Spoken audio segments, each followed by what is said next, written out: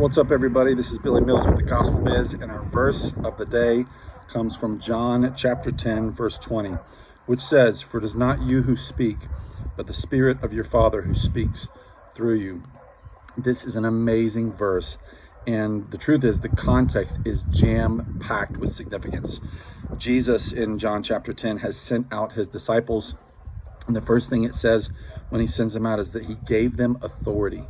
He gave them authority over unclean spirits, to cast out spirits, to heal the sick, to raise the dead, to do all kinds of things.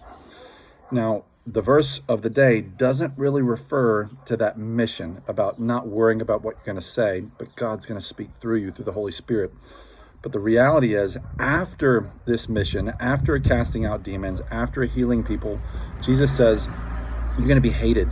They're going to deliver you over. They're going to kick you out of the synagogues. They're going to persecute you.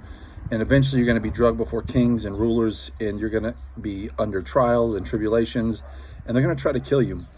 And he says, this is when verse 20 comes in. He says, in that hour, when you're being questioned, when you're defending yourself, when you're fighting for your life, and when you're giving an answer to accusations, in that hour, don't worry about what you're going to say, because it's not you who speaks.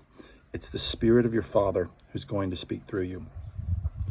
Sometimes we get so caught up in our circumstances and our difficulties and our trials and tribulations and our needs and our requests before the Lord that we lose sight of the responsibility and the mission that God has sent us on. And he's still given us authority. He's still given us his Spirit. He still sent us out as sheep in the midst of wolves to preach the gospel, to minister to people.